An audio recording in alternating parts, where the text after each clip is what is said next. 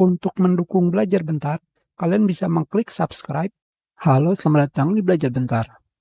Sekarang kita akan belajar cara menonaktifkan sticky key. Jika kalian menekan tombol shift sebanyak 5 kali, 1, 2, 3, 4, 5,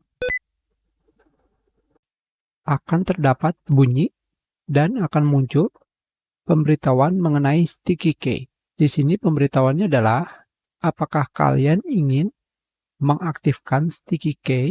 Hal ini sering terjadi jika kalian bermain game dan membuat kalian keluar dari game. Jadi, bagaimanakah cara agar tidak selalu menampilkan sticky key? Caranya sangat mudah. Kalian tinggal mengklik di bagian matikan shortcut keyboard ini pada bagian pengaturan keyboard ease of access. Tinggal kalian klik. Selanjutnya, kalian klik sticky key dan kalian pilih matikan keyboard shortcut untuk sticky key.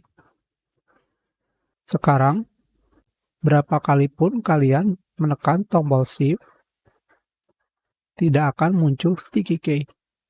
Jika diaktifkan kembali,